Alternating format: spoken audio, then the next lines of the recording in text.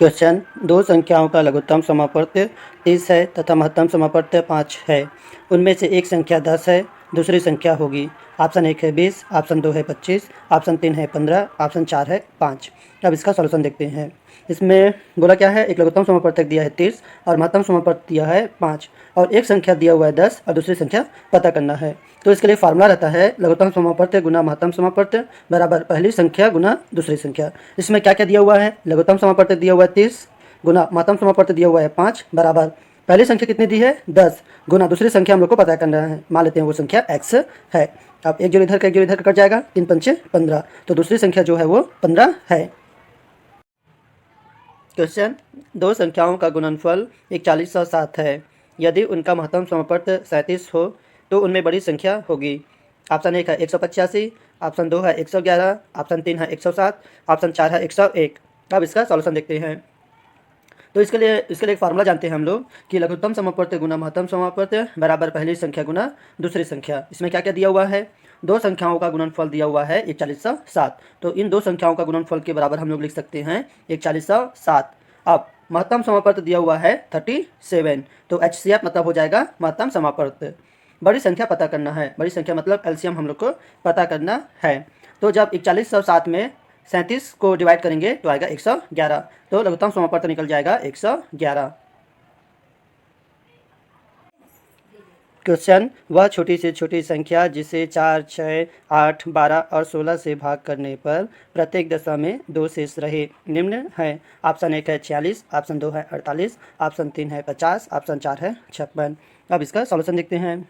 हम लोग को छोटी से छोटी संख्या पता करना है, वह संख्या जो है वो ये 5 अंक जो दिया है उससे भाग हो सके। तो इसके लिए क्या करना पड़ेगा, इन पाँचों संख्या का हम लोग को लघुत्तम समापवर्त्य निकालना है। तो लघुत्तम समापवर्त्य कितना निकलेगा 48, ये जो विधि है उससे हम लोग इसको निकाल लेंगे। लघुत्तम समापवर्त्य निकल रहा है 48 और उसके बाद क्वेश्चन क्या बोल रहा है कि प्रत्येक दशा में 2 शेष बचे। तो 2 शेष कब बचेगा, जब लघुत्तम समापवर्त्य में हम लोग 2 जोड़ देंगे। तो 2 जोड़ेंगे तो कितना हो जाएगा 48 और 2 50, यही उसका आंसर है। क्वेश्चन, 5 अंकों की वह सबसे बड़ी संख्या ज्ञात कीजिए जिसे 3, 5, 8, 12 से भाग देने पर 2 शेष बचे। ऑप्शन 1 है 99,999, ऑप्शन 2 है 99,958, ऑप्शन 3 है 99,960, ऑप्शन 4 है 99,962। अब इसका सॉल्यूशन देखते हैं। तो 5 अंकों की हमको सबसे बड़ी संख्या ज्ञात करना है और वह जो संख्या रहेगा वो ये जो 4 अंक है उससे भाग चला जाना चाहिए। संख्या क्या है 3, 5, 8, 12, इससे भाग चला जाना चाहिए। तो भाग कब जाएगा, जब इनका हम लोग LCM ले लेंगे। तो जो LCM आएगा वो इन चारों संख्या से भाग हो जाता है। तो सबसे पहले इन चारों अंक का हम लोग LCM ले लेते हैं। तो जब ये जो विधि है उससे जब हम लोग LCM लेंगे तो आंसर आ रहा है 120। अब 5 अंकों की सबसे बड़ी संख्या क्या है 99,999। जब इसको हम लोग 99,999 को जो LCM लिए निकाले हैं 120 उससे डिवाइड करते हैं तो शेषफल कितना बच रहा है 39। ठीक, 39 बच रहा है। तो जब हम लोग 99,999 में 39 माइनस कर देंगे तो ये जो लघुत्तम समापवर्त्य 120 निकाले हैं, तो जो इन दोनों संख्या में से जब माइनस करने पर जो संख्या बचेगा उससे पूरा भाग चला जाएगा। ठीक है, ये तो हुआ ये। लेकिन अब सर क्वेश्चन क्या बोल रहा है कि 2 शेष बचना भी चाहिए। तो 2 शेष कब बचेगा, जब ये जो वैल्यू निकाले हैं दोनों को माइनस करने पर उसमें जब हम लोग 2 जोड़ देंगे तो वही जो 2 है वो शेषफल के रूप में बचेगा। तो इसको सॉल्व कर देते हैं तो आंसर आ जाएगा 99,962, यही इसका आंसर रहेगा। क्वेश्चन, 4 अंकों की ऐसी सबसे बड़ी संख्या ज्ञात कीजिए जिसे 15, 18, 21 और 24 से भाग देने पर क्रमशः 11, 14, 17 और 20 शेष बचे। ऑप्शन 1 है 6,557, ऑप्शन 2 है 7,556, ऑप्शन 3 है 5,675, ऑप्शन 4 है 7,664। अब इसका सॉल्यूशन देखते हैं। हम लोग को क्या ज्ञात करना है, 4 अंकों की सबसे बड़ी संख्या ज्ञात करना है और वह जो संख्या रहेगा उसको हम लोग को इससे डिवाइड करना है। तो कौन कौन सा संख्या है, 15 है, 18 है, 21 है और वो 24 है, इससे डिवाइड करते हैं। तो शेषफल कितना बचना चाहिए बोल रहे हैं, प्रत्येक में क्रमशः दिया हुआ है। पहला केस में 11 बचना चाहिए, दूसरा में 14, तीसरा में है 17 और चौथा में है 20। इतना हम लोग के पास शेष बचना चाहिए। तो अब इसका सॉल्यूशन देखते हैं। तो सबसे पहले शेषफल बच रहा है, शेष बच रहा है किससे, जब पहला केस में जब 15 में हम लोग जब 11 माइनस कर देंगे तो कितना बचेगा 4, और 18 में जब 14 माइनस करेंगे कितना बचेगा 4, 21 में 17 माइनस करेंगे कितना बचेगा 4, और 24 में जब 20 माइनस करेंगे कितना बचेगा 4। मतलब सभी केस में जो 4 जो रहेगा वो कॉमन है। ठीक है। अब इन चारों का सबसे पहले लघुत्तम समापत्ति ले लेते हैं। ठीक है, तो लघुत्तम ले रहे हैं, कितना आ रहा है 2520। ठीक, अब 2520, अब 4 अंकों की हम लोग की सबसे बड़ी संख्या कितनी है 9999। तो 2520 से जब इसको डिवाइड कर देते हैं तो शेषफल कितना बच रहा है 2439।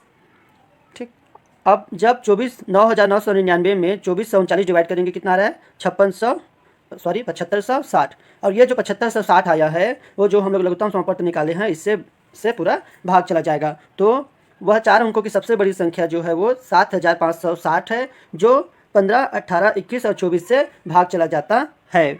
लेकिन क्वेश्चन क्या पूछ रहा है कि उसके बाद शेष इतना बचना भी चाहिए। कौन कौन सा 11, 14, 17 और 20 क्रमशः इतना जो है वो शेषफल बचना चाहिए। अभी जो 7560 निकाले हैं वो ये जो 4 अंकों की सबसे बड़ी संख्या है वो पूरा भाग चला जा रहा है। अब हम लोग को शेषफल निकालने के लिए क्या करना पड़ेगा, 4 जो है वो तो पूरा कॉमन आया है सब में, तो ये जो 4 है उसको इससे माइनस कर देंगे। तो माइनस करने पर 7556 बच रहा है।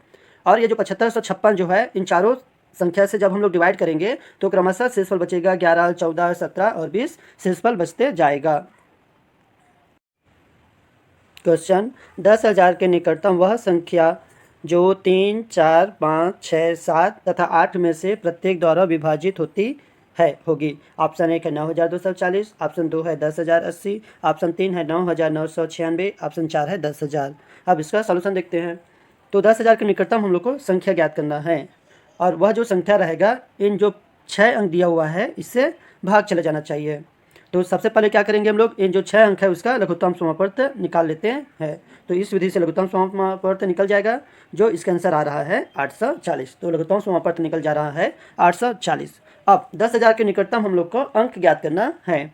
तो 840 को पहले 10,000 से डिवाइड कर देते हैं तो शेषफल कितना बच रहा है 760। ठीक, तो हम लोग को 10,000 के निकटतम संख्या ज्ञात करना है। तो 10,000 में जब 760 माइनस कर देंगे तो जो भी संख्या आएगा वो 840 से डिवाइड हो जाएगा, लेकिन वो जो संख्या रहेगा 10,000 के निकटतम नहीं रहेगा। ठीक है, तो निकटतम करने के लिए हम लोग फिर से उसमें 840 जोड़ देते हैं। ठीक है, और 760 तो शेषफल है जो कि 840 से डिवाइड नहीं हो रहा है, उसको हम लोग माइनस कर देते हैं। तो इन जो तीनों को जब सॉल्व करेंगे तो आंसर आएगा 10,080। क्वेश्चन 6, 12 तथा 18 में से प्रत्येक से विभाजित होने वाली सबसे छोटी पूर्ण वर्ग संख्या है। ऑप्शन 1 है 196, ऑप्शन 2 है 144, ऑप्शन 3 है 108, ऑप्शन 4 है 36। अब इसका सॉल्यूशन देखते हैं।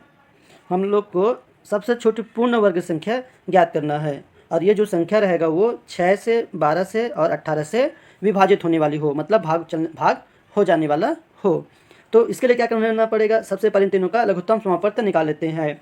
तो इसका लघुत्तम समापत्ति कितना निकल रहा है 36। ठीक है, और 36 जो है एक पूर्ण वर्ग है, किसके का है 6 का है। ठीक है, तो 36 है और साथ ही साथ ये जो 36 निकाले हैं वो 6 से भी डिवाइड होता है, 12 से भी होता है और 18 से भी होता है। तो 36 जो रहेगा उसका आंसर है। क्वेश्चन 5 घंटे एक साथ बजना शुरू करते हैं और क्रमशः 6, 7, 8, 9, 12 सेकेंड के अंतराल पर बजते हैं। कितने सेकेंड बाद वे फिर एक साथ बजेंगे। ऑप्शन 1 है 72, ऑप्शन 2 है 612, ऑप्शन 3 है 504, ऑप्शन 4 है 318। अब इसका सॉल्यूशन देखते हैं। 5 घंटे दिया है जो क्रमशः 6 सेकेंड के बाद बजता है, 7 सेकेंड, 8 सेकेंड, 9 सेकेंड और 12 सेकेंड के बाद बजता है। क्वेश्चन क्या पूछ रहा है कि कितने सेकेंड बाद वे फिर से एक साथ बजेंगे। अब तक हम लोग को सिंगल जो टाइम दिया हुआ था क्रमशः दिया हुआ था, पहला जो था घंटा था 6 सेकंड में, सेकंड वाला जो है 7, थर्ड वाला जो 8 है, फोर्थ 9 है और फिर जो है 12 सेकंड में बजता था। लेकिन अब हम लोग को क्वेश्चन क्या पूछ रहा है कि जो 5 जो घंटे हैं वो एक साथ कितने समय में बजेंगे। ठीक है, इसके लिए हम लोग को क्या करना पड़ेगा, इन पाँचों जो संख्या है उसका लघुत्तम समापत्ति निकाल लेते हैं। तो इसका लघुत्तम समापत्ति कितना निकल रहा है 504। तो 504 जो सेकेंडवा रहेगा उस पर ये जो 5 घंटे हैं वो एक साथ बजेंगे। क्वेश्चन 6 घंटियाँ एक साथ बजना शुरू होती है, फिर 2, 4, 6, 8, 10, 12 सेकेंड के अंतराल में बजती है। 30 मिनट में वे कितनी बार एक साथ बजेंगी। ऑप्शन 1 है 4 बार, ऑप्शन 2 है 10 बार, ऑप्शन 3 है 15 बार, ऑप्शन 4 है 16 बार। अब इसका सॉल्यूशन देखते हैं। तो 6 घंटियाँ जो है वो एक साथ तो पहली बार बज गया है। ठीक है, अब सेकेंड टाइम या 30 मिनट में वे कितनी बार बजेंगे। ठीक है, तो पहला केस में था वो 2 सेकंड में बजता था, सेकंड वाला जो केस है 4 सेकंड में, तीसरा वाला जो है 6, चौथा वाला है वो 8, पाँचवा वाला है 10 और छठवा वाला जो है वो 12 सेकंड में बजते हैं। फर्स्ट टाइम तो बज गया था, जो मतलब फर्स्ट जो टाइम रहा होगा उसमें। अब क्वेश्चन पूछ रहा है कि 30 मिनट में भी कितनी बार बजेंगे। तो जब इन 6 अंक का जब एलसीएम लेंगे तो एलसीएम आ रहा है 120 सेकेंड। मतलब 120 सेकेंड में जैसे 120 सेकंड पूरा होगा जो घंटी जो है वो बजेगा, फिर से 120 सेकंड होगा, फिर से घंटी बजेगा, 120 सेकंड होगा, फिर से घंटी बजेगा, वैसे वैसे हर 120 सेकंड के बाद एक बार घंटी बजेगा। तो 30 मिनट में कितने बार घंटी बजेगा? तो जब 30 मिनट में 120 सेकंड मतलब होता है 2 मिनट, ठीक है। तो 30 मिनट में जब 2 मिनट डिवाइड कर देंगे कितना आ जाएगा? 15 बार। मतलब 30 मिनट में घंटी जो है वो 15 बार बजेगा। लेकिन प्रारंभ में एक बार और बज गया था जिस समय ये केस शुरू हुआ था, जिस कारण यहाँ पर एक जोड़ देंगे तो ये हो जाएगा 16 बार। तो 30 मिनट में 16 बार घंटी बजेगा। क्वेश्चन, वह लघुत्तम संख्या जिसको 6, 9, 12, 15 एवं 18 से विभाजित करने पर प्रत्येक स्थिति में शेषफल 2 रहता है। ऑप्शन 1 है 180, ऑप्शन 2 है 182, ऑप्शन 3 है 178, ऑप्शन 4 है 176। अब इसका सॉल्यूशन देखते हैं। हम लोग को लघुत्तम संख्या ज्ञात करना है और वह जो संख्या रहेगा वो 6, 9, 12, 15 और 18 से विभाजित हो, मतलब भाग चले जाने वाला हो। तो इसके लिए क्या करना पड़ेगा? इन पांचों संख्या का लघुत्तम समापवर्तन निकाल देंगे। तो लघुत्तम समापवर्तन निकल रहा है 180। अब क्या क्वेश्चन क्या बोल रहा है कि प्रत्येक स्थिति में शेषफल 2 बचे, ठीक है। तो अभी जो संख्या निकाले हैं 180, वो संख्या इन पांचों संख्या से विभाजित हो जाता है पूरा, लेकिन प्रत्येक स्थिति में 2 शेषफल बचे बोल रहा है। तो 2 शेषफल बचाने के लिए हमको इसमें 2 जोड़ देंगे तो संख्या निकल जाएगा 182। तो ये 182 संख्या है वो, जब भी इन पांचों संख्या से हम लोग डिवाइड करेंगे हमेशा शेषफल 2 बचेगा। तो इसका आंसर 182 है।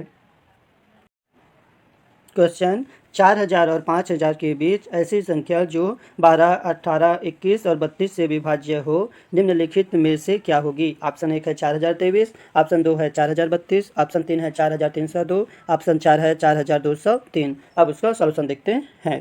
क्वेश्चन क्या बोल रहा है? जो संख्या जो रहेगा वो 12, 18, 21 और 32 से विभाज्य हो, मतलब भाग चले जाने वाला संख्या हो। तो इसके लिए इन चारों संख्या का हम लोग लघुत्तम समापवर्त निकालेंगे। तो लघुत्तम समापवर्त कितना आ रहा है? 2016, ठीक है। अब क्वेश्चन क्या बोल रहा है कि वो जो संख्या रहना चाहिए वो 4000 और 5000 के बीच में रहना चाहिए। तो जब 2016 को हम लोग 2 से मल्टीप्लाई कर देते हैं तो आंसर आ जाएगा 4032, और ये जो संख्या है वो 4000 और 5000 के बीच में है, तो ये उसका सही आंसर रहेगा। अब इसको हम लोग 3, 4 से मल्टीप्लाई, जैसे यहाँ पर 2 आएगा, 3 से मल्टीप्लाई कर देंगे तो वो संख्या आएगा वो 4000 और 5000 से बड़ा हो जाएगा, इस कारण यहाँ पर 2 से मल्टीप्लाई किया गया है। तो सही आंसर है इसका 4032। क्वेश्चन, 2/3, 4/9, 5/6 का लघुत्तम समापवर्त है। ऑप्शन 1 है 8/27, ऑप्शन 2 है 20/3, ऑप्शन 3 है 10/3, ऑप्शन 4 है 20/27। इसका सॉल्यूशन देखते हैं। लघुत्तम समापवर्त निकालना है तो इसके लिए क्या करना पड़ेगा? अंश में जो संख्या दिया रहता है उसका हम लोग लघुत्तम निकालते हैं और हर में जो संख्या दिया रहता है उसका महत्तम निकालते हैं। तो 2, 4, 5 का लघुत्तम समापवर्त कितना निकलेगा? 20। ये दोनों 4 का इधर निकल जाएगा और 5 का 1, 4 पंचे 20 बटा 3, 6, 9 का महत्तम समापवर्त कितना निकलेगा? इसका एक पेयर है, 3 जो है सभी में कॉमन है, तो इसका महत्तम समापवर्त निकल जाएगा 3। तो आंसर क्या रहेगा? 20/3। क्वेश्चन, 2/3, 4/5 तथा 6/7 का महत्तम समापवर्त कितना है? ऑप्शन 1 है 48/105, ऑप्शन 2 है 2/105, ऑप्शन 3 है 1/105, ऑप्शन 4 है 24/105। अब इसका सॉल्यूशन देखते हैं। महत्तम समापवर्त निकालना है तो महत्तम समापवर्त निकालने के लिए केस रहता है जो अंश में जो संख्या दिया रहता है उसका महत्तम समापवर्त मतलब HCF ज्ञात करेंगे, और हर में जो संख्या दिया रहता है उसका हम लोग लघुत्तम समापवर्त निकालते हैं, मतलब LCM निकालते हैं। तो 2, 4, 6 का LCM कितना आएगा? 2 मतलब 2 हो जाएगा। 4 को कैसे लिख सकते हैं? 2 गुना 2, और 6 को कैसे लिख सकते हैं? 2 गुना 3। तो 2 जो है इन तीनों में कॉमन है, तो HCF कितना निकलेगा? 2 निकलेगा, और LCM कितना निकलेगा? इन तीनों का गुना होगा, तो 3 पंचे 15, 15 सत्ते 105। तो इसका आंसर आ जाएगा 2/105।